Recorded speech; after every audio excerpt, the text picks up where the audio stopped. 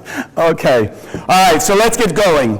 So how many of you have ever felt lost or confused in life at any one point? Right? Now, we all have certain reasons, but I want us to see it in a different way, a different perspective this morning. So let's envision, like has happened to me a few times, and I won't give you all the details, but you'll get it. You're on your way somewhere that's unfamiliar. You're driving your car, you're pretty sure you know how to get there. But you're driving, and all of a sudden you come to a point where you don't recognize the scenery around you. You're kind of familiar, it's somewhere around here. So you pull off on the side of the street, and you're looking around, you see nothing familiar. And all of a sudden, what starts to happen? You start to get a little antsy, you start to get a little anxious. You know, where is it? I forgot to write down the directions because I thought I would remember, or I knew, or something like that. And how you feel sitting there on the side of the road? Lost and confused, do you not? So, in the old days that some of us remember, you would reach into your glove compartment, you would unravel a piece of paper called a map. Today, high tech, you reach to your dashboard, you push the button, and out comes the GPS. Either way, they relate to the same thing. What are they related with? What today's lesson is about, the big picture. Whether it's a map, the map shows you the outline of the whole area and how all the streets are laid out. If you use your GPS, it's from a satellite way up, thousands of feet or miles in the sky. They're also showing us the big picture. At the moment you programmed your GPS, or the moment you looked at your map, you're still in the same place you were when you were lost and confused, but suddenly what happens? You're no longer lost, confused. You now know how to direct yourself to get where you want to go. And it's interesting, it could have been that you were literally around the corner from your destination, and you're still feeling lost and confused. But think about once you have your map, let's say you're miles away from your destination. You open that map or you plug in your GPS, and now, miles away from your destination, you're no longer also dazed and confused, upset and bothered and irritated, even though you still have a long way to go. So it doesn't matter how close you were or how far away. What we're understanding through Kabbalah, everything depends, as we affirmed, everything depends on consciousness. Everything depends on our perspective. And that's why it's so valuable for us to have that big picture.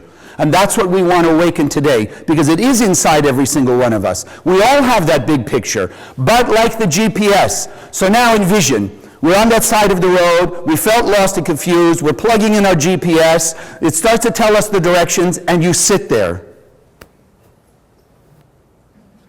You arrive at your destination?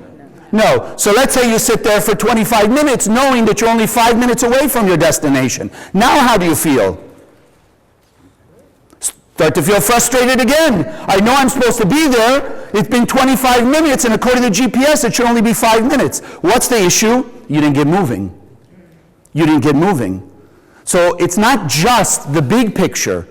The GPS is connected to the satellite. The map shows you the whole outline and all the streets and the layout of the area. But if you don't activate in the small picture of things, meaning driving on the street, then eventually you'll also end up with frustration. And again, you'll feel lost and confused. Why? Because now you know the GPS can get you there. It's someplace you wanted to go, but you're not there.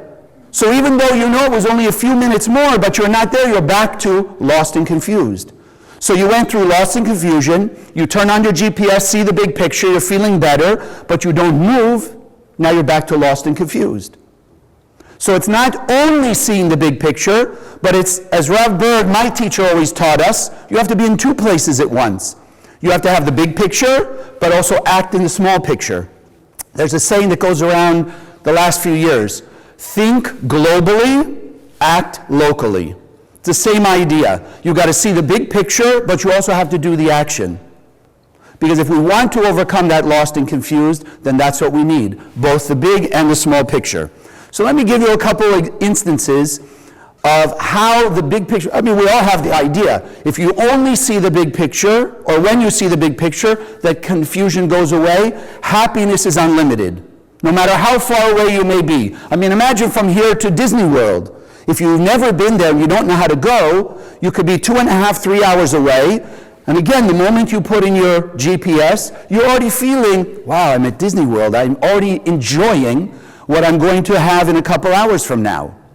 If you don't see that big picture, and we're only seeing the small picture, like all the buildings in the street around us when we're lost on that side of the road, then our happiness is also limited. And we'll tend, unfortunately, also to see or to make the wrong decisions. If you only see the first moment, I mean, let's be honest. You remember as a kid, okay, maybe not just as kids, we want a piece of candy. We don't just want one piece of candy. As children, if you see a bowl of candy, how much do you want? You want the whole bowl. So let's say your parents weren't around and you start to eat, and you're eating the candy. Right now, how do you feel? Pretty amazing. After about 20, 30, 40, 50 pieces of candy, and maybe in an hour, now how do you feel? You feel sick. You're no longer happy about eating all that candy. So if we're only operating in the small picture, we will have a sense of fulfillment now, but we don't see the long term. So we don't see that we're going to be sick by eating too much candy. As we start to see the bigger picture, then we can sort of balance. We'll say, okay, I'll have one or two, but that's it, because I know what's going to happen if I have too much. As adults, we can raise it to something else, but we won't go there. But we get the idea. So in the Bible, we have a very interesting story along the same lines. We have a gentleman called Pharaoh, king of Egypt. Thought he was God. Thought he was a God in the world, so he could do anything he wants. So he wants to build big cities. He wants to have a great kingdom. So what does he do along the way, as the Bible tells us? He finds this group of people who start to become very numerous in his land of Egypt. And he decides, just in case they're going to become so numerous and they're going to rebel against him, he starts to enslave them. Now, in the beginning, how do you think he feels? Powerful. He enslaved millions of people, and he's making them build his cities for him. So the kingdom of Egypt getting bigger and bigger and bigger and more powerful. And I'm sure he's starting to feel really good. Had he seen the bigger picture, before he enslaved the Israelites, he would have known that his end of his kingdom, the end of all his good, and ultimately even the end of his life, started the moment he enslaved those Israelites. But he didn't see the big picture. He just saw the small picture. Give me what I want now. Let me have my comfort now. So we have to ask ourselves, what in our life, how in our life are we behaving like that Pharaoh? Just give me something now. I don't care. I'm not seeing. I don't care what's going to be down the line. This is where we see. The big picture, we can make a better decision. Small picture, we can make the wrong decision. But it won't look wrong in the beginning. It'll look great. Otherwise, how many mistakes will we make? We'd make one and we never make another one. And as we've said over all the months of Sunday services, without free will, there's no lasting fulfillment. So we have to be able to have the choice to make the wrong decision the right decision. And now we're learning how it's up to us and how we can gain the big picture so we can stop making the wrong decisions and start making the right decisions. We have one other example similar. We're standing. Imagine how good we felt. We're on the verge of immortality. We're on the verge of peace on earth. Moses, our leader, says, I'm going to go up Mount Sinai. I will be back in 40 days with the seal, what we know as the 2 tablets of what they'll call the 10 Commandments, or Kabbalistically we call it the 10 utterances, because there's no such thing as a commandment if we have free will. There's advice. There's suggestions. So the Creator gave us suggestions to keep our life in peace and harmony. So all we had to do was wait 40 days and 40 nights for those 2 tablets to come down, seal the deal, forever and ever, eternal bliss.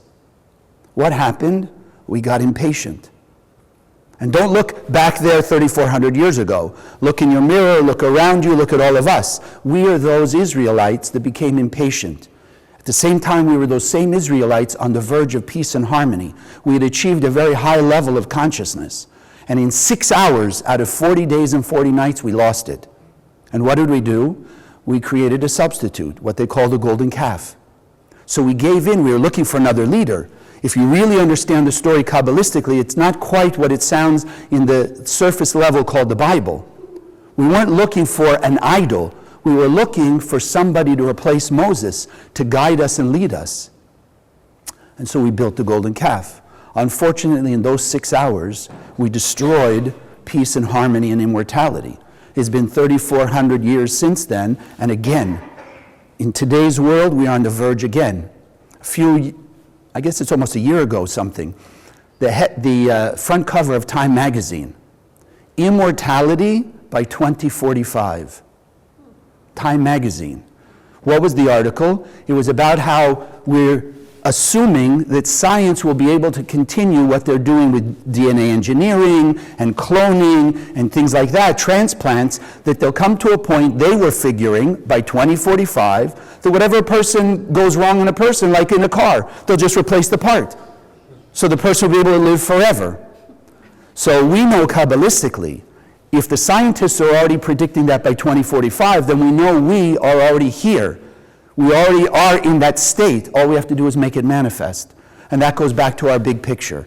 That goes back to seeing ahead of time. Now, I had a student about 2 years ago. She was having difficulty in her business. She was having a little difficulty in her relationship, but her business was concerning her more. She had a big tax bill coming and she didn't have the money. Every business deal that was coming down the pike seemed to fall apart at the end. And she, imagine, frustrated and confused. How come? Because she knew she was using all the tools of Kabbalah, she was practicing what she learns here, and it just seemed like nothing was going well. So sure enough, after a couple months of this, she calls her accountant for some issue about the tax thing, and the accountant says to her, you know what's amazing? However he got the information, somebody tried to steal her ID. They tried to take out credit cards in her name, but because her credit was so bad, they couldn't get them. They went to a car dealer to try and buy a car with her ID and all her information. Couldn't get it because she had no money in the bank and her credit was bad. They tried one more thing. They tried to file a false tax report. Somehow the government figured out it wasn't real, and they gave her like a 6-month extension because of all this trouble. So in the end of the story, not only did she not lose her money, had she made a deal, they would have accessed her account and took her money, they would have gotten the credit card, they would have gotten a car, right? They would have gotten money from the IRS, and she would have been stuck. This way, what happened? They got nothing, she was protected, and after the fact then, things started to go better. So, along the way, have to say, she was pretty good, but also a little confused and lost along the way. In hindsight, we say, what do we say about hindsight? 20/20.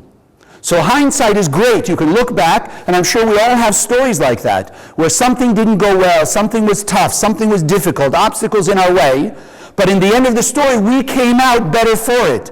Like this student. She didn't lose her money, she didn't lose her credit, she wasn't in trouble with the IRS and the government, because she was going through tough times, and she was going through it more willingly, more understanding. But hindsight is perfect. The trouble with hindsight is hindsight comes after the problems. Right? The frustration, the anger, the fear, the greed, the whatever it may be comes first. After the fact, you look back and say, oh, well, that was actually all for good because look how things worked out. What we want to gain today by understanding and seeing the big picture, we want to gain foresight. Foresight is the same thing, big picture, without the trouble. It's avoiding the problem. How many of you are parents? How many have ever had some confusion, trouble, problems, obstacles, life lessons we call it, right?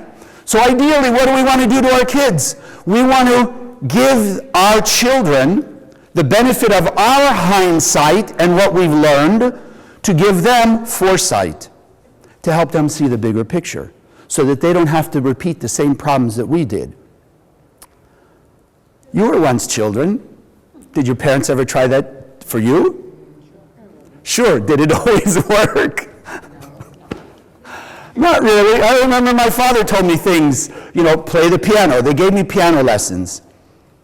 And I remember at first I didn't want, because the Beatles were big, I wanted to play guitar or drums. Well, definitely the drums were out, because my parents didn't want to hear the noise. So the guitar came along, and I had friends even who were going to teach me the guitar, but my sister, I have to confess, when we were younger, we didn't get along very well. So a string broke on my guitar as I was taking some lessons from my friends. My sister going away to summer camp. So she asked me if she can take the guitar, she'll get a string, and she'll learn. And of course, because we weren't getting along, I said absolutely not. Well, intervened my parents and said absolutely yes. Well, guess what? She went to summer camp, she came back, my guitar didn't come back with her. So then they said, okay, piano lessons. So I didn't want to play piano, so what did I do? And this is really confession. My parents' bedroom was on the other side of the den. There was like the front of the house, there was a den, and then there was my parents' room. So the piano was in the den. So I made sure to get up early every morning and practice the piano, right, while they're sleeping. I'll show them. Okay, needless to say, that didn't go very well. But of course, then, about 10, 12 years later, I looked back and I wished, you know what? I wished I'd learned to play. Because you go to school, you have friends, whatever it is, and when you have a gathering of friends and somebody sits down and plays guitar or the piano or whatever, right? It's fun. And of course, I wanted to be that person, but hindsight was 20/20 and foresight was not. I was too busy with other things. So we all have that idea. So what we're getting today is an ability, an opportunity to have foresight. Yes, we can all learn from our hindsight. The trouble is, sometimes we don't. It happens again and again and again in different ways, and we don't learn from it. So we're here this morning, how can we gain foresight, the big picture? But remember, we still have to do both. We still have to see the big picture, but we still have to operate in the small picture. You can't have one without the other. So if, as parents, we have that same idea, we would like to teach our children the big picture so they have foresight and they don't have to go through problems to have hindsight. If that's true with us as human parents, how much more the creator of us all, or as they call it, father of us all? Don't you think the creator would also have a system, a way to give us also that big picture, that foresight rather than hindsight? Either way, we learn our lesson. But if we had our choice, which would you rather have, foresight or hindsight? Foresight, of course. We all would. We all would. So then the Creator has set up a system that we can do that. If we have a physical GPS, there has to be a spiritual GPS, does there not? Because the spiritual comes before the physical. The physical is patterned on the spiritual.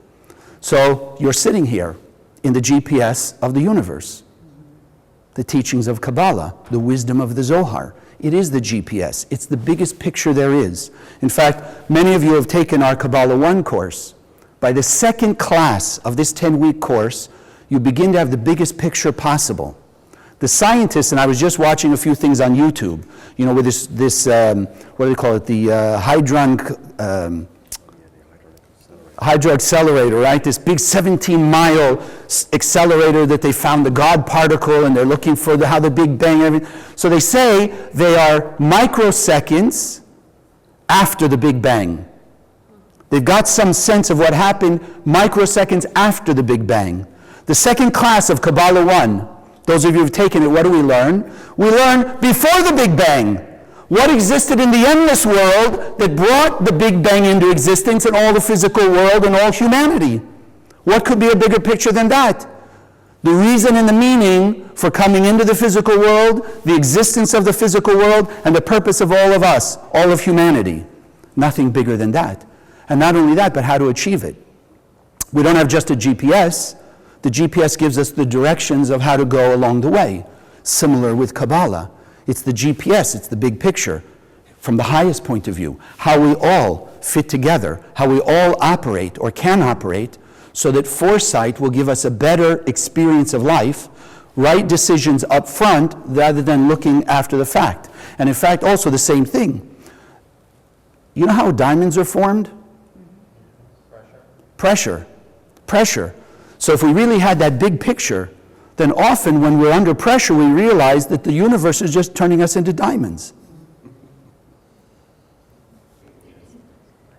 But if you don't see that picture, then pressure and stress usually take a negative toll on us. So we have to start adjusting it. And that's the power of what we're learning here. So I want to give you a few points, because the big picture is always available. It's always available, just like the GPS. When we were lost on the side of the road, was the map available? Yes. Was the GPS and the satellites available? Yes. The issue is we have to access it. And so that's what I want to share with you now, a few points, how we can access the global universal GPS system that will bring us all in harmony. I mean, think, if we were all heading to Orlando, if you start from your own house, we're starting from hundreds of different points, aren't we not? But by following the one satellite up there that's able to direct each of us individually, but in that oneness, starting and achieving the same goal, then we all get there in our own path. So it's not about we all have to follow the same path. We have to be the same people. No. It's about being our unique person, being who we've been created to be, but achieving the same goal, peace and harmony and unity. So the first step is, yes, we just have to come and learn. If you don't learn Kabbalah, then there's no way to apply it. And as we said, Kabbalah 1, you start to see the big picture. You start to understand why things go on. For me, the first thing, and I think I've shared it before, the most powerful thing I got from Kabbalah 1 was congruency. Everything that I learned in all of my growing up, even these things I was sharing with you about the piano, okay, that part too, but everything I learned in school, everything I learned in college, everything I learned in spirituality before I came to the Kabbalah Center, what I was learning in Kabbalah, everything fit in a perfect harmony and congruency. And that already eliminated a lot of chaos from my life, because there were so many different spiritual teachings that I'd been learning before Kabbalah, and each one was great in its own way. But sometimes you'd find one would say go this way, one would say go that way, one would say it's this, one would say it's something else, and I couldn't see how to fit them together. As simple as the Bible. You know, when I grew up, the story of Pharaoh, I mentioned Pharaoh. You know the story of the 10 plagues? Right? If you read it literally, I couldn't figure out how there was a God that could do such a thing. You read the story, Moses goes to Pharaoh and says, let my people go. Pharaoh says, no way, they're building my cities, they're making me a great kingdom, why should I let them go? So comes the first plague. What happens? Pharaoh gives up. He says, okay, go, go, go. And then you read the Bible, what does it say? It says, God hardened Pharaoh's heart so he could throw the second plague at him.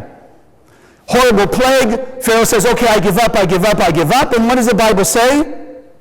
And God hardened his heart again, 10 times. And I'm thinking to myself, you know what? Me as a human being, just a kid, I would never do that to my worst enemy.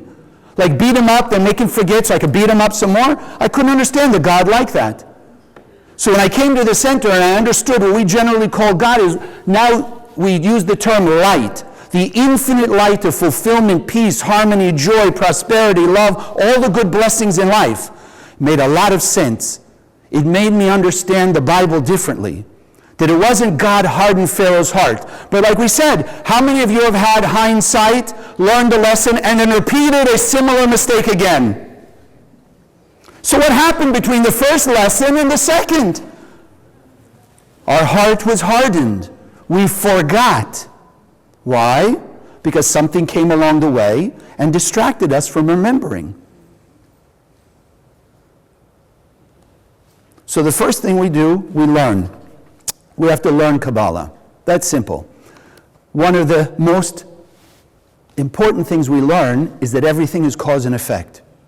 Everything. There's nothing that's an exception to the rule of cause and effect. Now, that may not always be the easiest thing to accept when we've had some difficult situations in our life, to understand somehow it's cause and effect. And I just want to caution you right now, for those of you who haven't taken the course yet, it doesn't mean that you've caused somebody to do negativity to you. But what it does mean is, because you didn't operate under the foresight of cause and effect and the rules of the universe, you made the wrong decision and ended up in the wrong place at the wrong time to have that challenge. That's the cause and effect. Every decision, every action has its consequence, its effect. And if we don't like it, the beauty of cause and effect as we can accept it is that we can re-navigate ourselves. Just like the GPS. What does the GPS do? You ever followed the directions and suddenly you thought you knew better than the GPS, so you made the right turn and she said go left? You make the right turn, and then all of a sudden you hear the voice on the GPS recalculating, which is another way of saying, hey, stupid, you made the wrong turn. But I could see a few people throwing that GPS out the window if that happened, which reminds me, okay, I share this story too. I had a friend once, had grown and rather nurtured this handlebar mustache, like, nice big mustache. Also happened to like smoking cigars. So somebody gave him a brand new lighter for his cigars.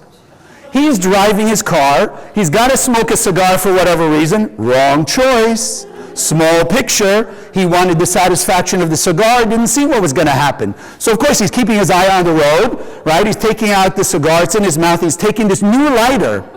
He lights it up, big flame, half of his mustache disappears, he opens the window, he threw out that lighter, that was it, finished. Didn't see the big picture. You follow? Okay. So we have to understand everything is cause and effect. We have to see that because it is, why don't we see cause and effect? What is it? And this is one of the roots of our difficulty. We teach the first class, actually, 5 senses. How many of you have ever seen a magician, a magic act? Right? So the other word for a magician is illusionist.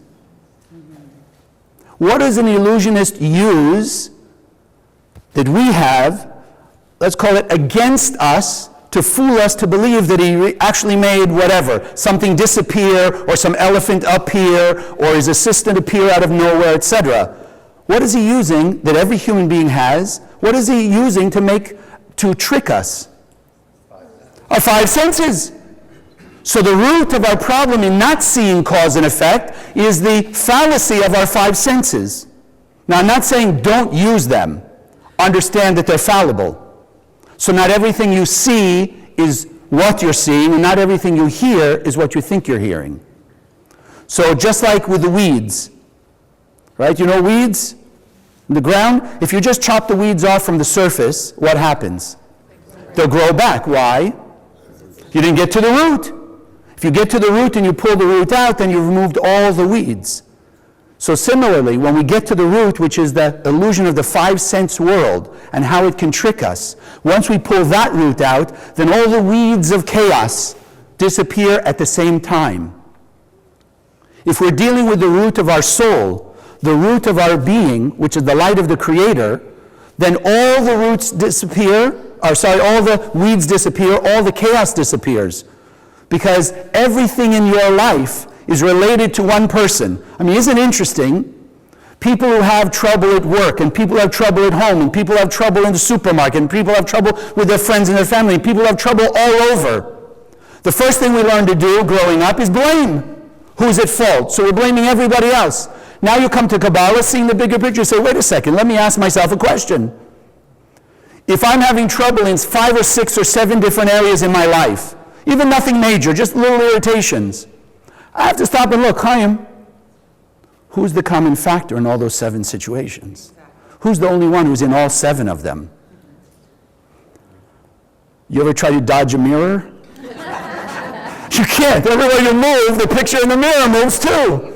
So I had to come to a point, okay, so it's me.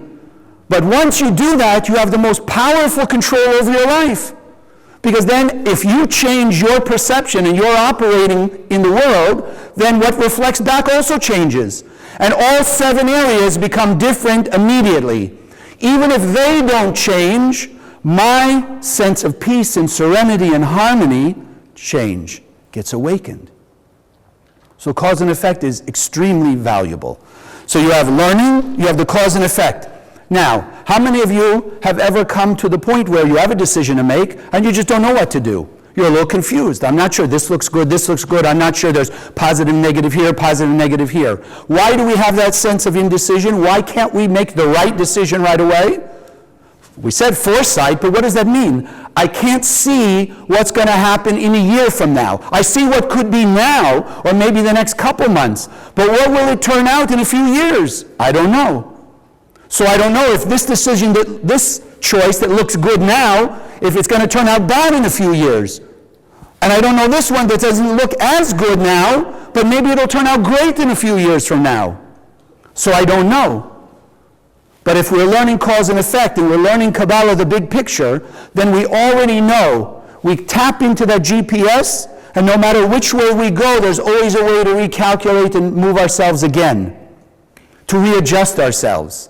But at least we can start making better decisions up front, because we'll have much more foresight. We'll have much more understanding of what the universe is going to bring us back for every action we do. May not be all the details, but at least we know it's going to bring us towards greater harmony, peace, and a sense of serenity and fulfillment, or less. Whether it's going to reveal light or it's going to conceal light, that we can know. That we can know. And then just like when you go from here, maybe you went from here to North Carolina. We had some friends, some of the other teachers, took a few days, they went to North Carolina. Never been there before. So then imagine, you've got to trust the GPS, don't you? Because you don't know the area at all. So the GPS says, go straight, you go straight. Left, go left. Go right. You just follow it, knowing and trusting the system that it's going to take you to the right place. And so too, as we come to understand the big picture, and we start to apply cause and effect, we become more and more trusting in the system.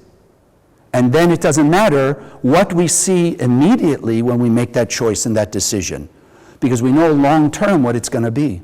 You ever watch a football game? Anyone here ever watch American football? So the quarterback, if he's a good quarterback, right, the receiver is running a pattern. So let's say he's simply just going to go down and turn left. So is the quarterback getting ready to throw the ball? Does the quarterback throw it where he sees the receiver? No, he throws it ahead of the receiver, knowing the receiver is going to go a certain pattern, and he throws and times the ball so it will arrive at a point where the receiver is not right now, but the receiver is going to end up. So if you didn't know football and you were standing on the ground level behind the quarterback and watching him throw, you'd think, what an idiot! He's not throwing it where the receiver is. But then you would see that the ball and the receiver end up in the same point. Why? Because they set the plan already. This is the pattern you're going to go, and this is where I'm going to throw it. So it's the same with us. We may not see right away that it looks like we're heading towards the right thing. But if we're working spiritually, if we're working with the tools and the teachings of Kabbalah, then in the end, the receiver and the ball will meet. Our good and ourselves will meet in the right place at the right time, instead of the wrong place at the wrong time. And this is what we call divine inspiration, isn't it? When you know the right answer in the right moment, you're listening to the light inside you. That also comes from the big picture and operating with these technologies. And then, of course, like we said, you got to get the map or the GPS, and then you got to drive. So it's not enough just to apply the tools. We do it every week. We meditate on one of the 72 names of God. Some of you are already using the Zohar, our most powerful tool that we have. So you're using those things. But even that, it's just empowering us to do the last thing, which is apply it. Our job is to apply the light of the Creator in us to every person, every situation, no matter what it looks like. That's where we go back to letting go of our illusion. So this person is not behaving nicely. They're not behaving kindly. They're not behaving light-like.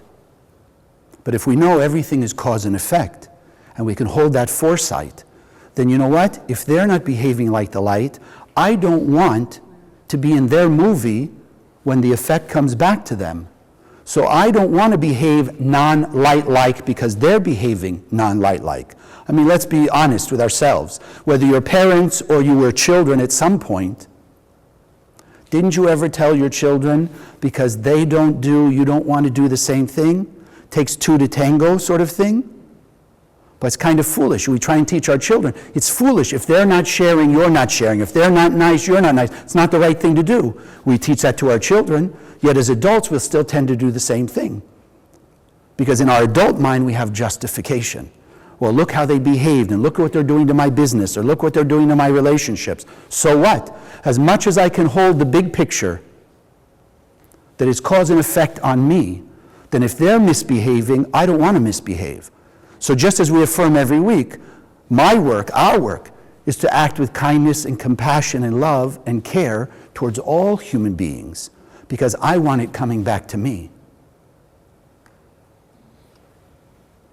And then the last part, as you're doing here, and I do appreciate your spreading the word. The more people operating in this system, the faster we can tilt the balance from darkness to light, not only for us, because again, it is cause and effect. So the more we spread the light, the more we benefit from the light. At the same time, spreading the light means telling other people about Kabbalah, about the Zohar, 72 names, about the Sunday connection, about the classes we have, about everything that the center does. So when the mass of light hits what's called that critical point, then there'll be a shift in the cosmos for every human being on earth. And everyone will start to feel and understand and be inspired by the light force of the Creator that's inside of them. And they will also be able to see the bigger picture. And they will know that to misbehave, to behave in a non-light manner, is going to come back to them. So think what will happen to all the thieves. A thief that sees that if they steal $1 today, in a year from now they're going to lose $1.25, you think they're going to steal? Somebody who does harm to another, if they know whatever they think they're gaining now, they're going to lose double in a year, no matter what they do, will they do bad now? So when you and I spread this teaching, these tools, and we're applying it more and more, and we're bringing other people to this, then the light will be so bright in the cosmos that all the people, and us also, those things that we do, our bad habits, will also disappear, because we will see in the first moment foresight instead of hindsight. And when the world has foresight, that's when the prophet's words will be true, and there'll be peace on earth, goodwill towards all mankind. And who is it up to? It's up to each and every one of us. So before we finish and get to our meditation, I would like us all to stand up, please. Karen Berg did something like this that I want to adapt for our Sunday service. She did it with over 2,000 people at the international event we had just last week in San Diego. Remember, part of our big picture is what is inside of us? The pure and perfect light of the Creator. So we have to constantly remind ourselves, as we do each week, but now in a slightly different way, that I am a pure and perfect being of light, and you and everybody else is also a pure and perfect being of light. So I would like you to look to your right and to your left and just say simply, this is what Karen did. Look at the other person and you say, you are a pure and perfect being of light. And that person says, yes, I am. And then you repeat it back. Okay, please.